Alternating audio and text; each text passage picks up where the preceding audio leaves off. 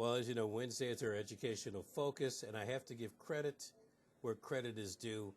The Pioneer Institute and the Boston Globe newspaper.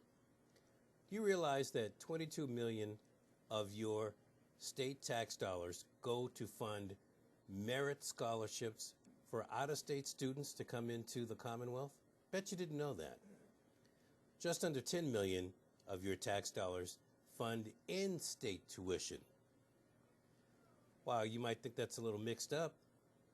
The University of Massachusetts Chancellor believes, well, wait a minute, this is the way it's got to be.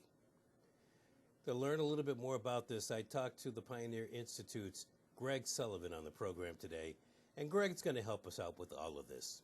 Brian's Beat. We are joined now by Greg Sullivan.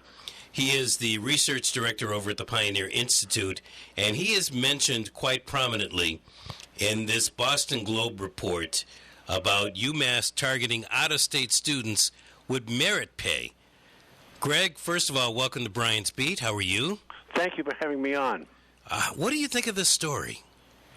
Well, Laura Krantz of the Boston Globe wrote a story on Sunday that was kind of amazing in that it showed that the average out-of-state tuition break for UMass students across the system is $7,600.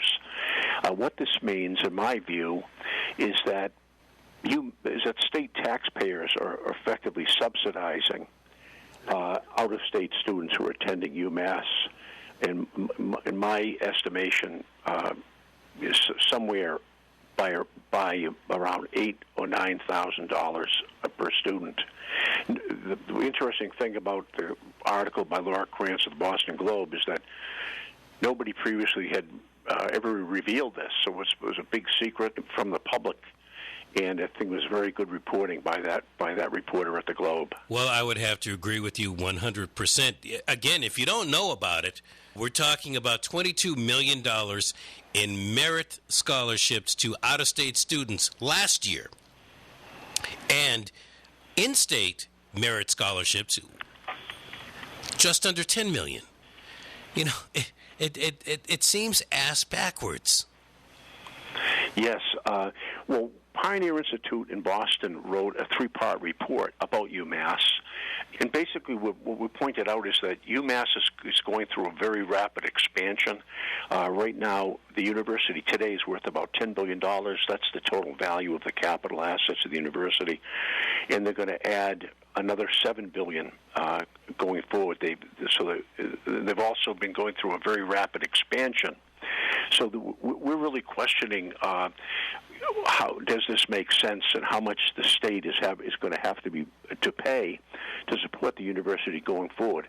You know, UMASS-Dartmouth is really been, in some respects, victimized by the UMass's decision to build a law school down at UMass-Dartmouth. And many people may not know that the UMass-Dartmouth budget has to eat the losses that are occurring at the law school, and that's put a tremendous strain. In fact, most of their operating losses at the university are attributable to losses at the law school. Really?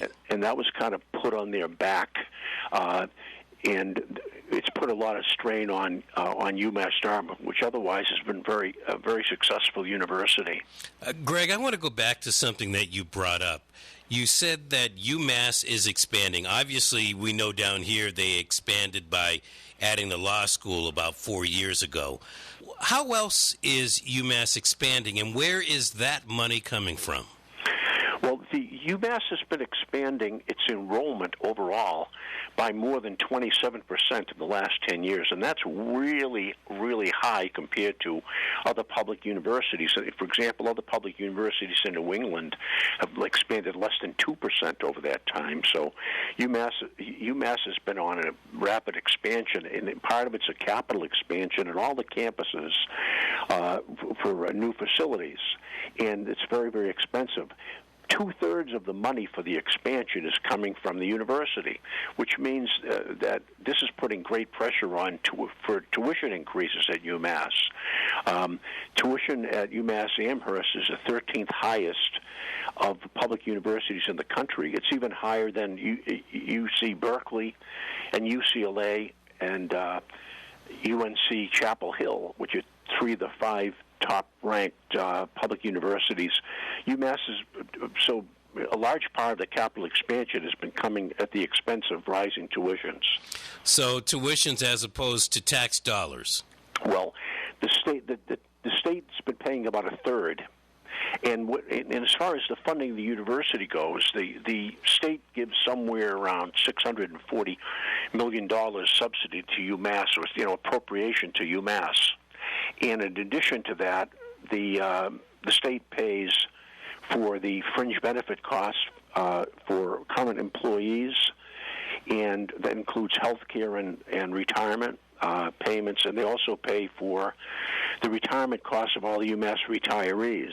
So the state pays a very large amount at state taxpayers towards UMass. That's how the funding goes. How much? If you're telling me $600+ million, $640, I think you said, for the operating the system, how much is this fringe money? How much is that? Is that taking us over $1 billion? That adds up to more than $2 billion total. Tuition, little over 14,000. It's probably going to go up this month at all 5 campuses. And the out-of-state tuition the sticker price is $31,000. But the Globe story revealed that the real tuition price for out-of-state students on average is about $24,000.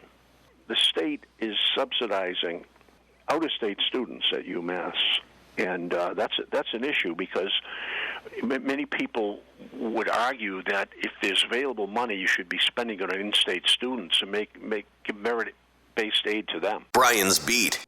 Look, I understand how that burns your butt. Same here. What I'd like you to do is provide a little comment. And thanks again for listening to Brian's Beat, the educational focus.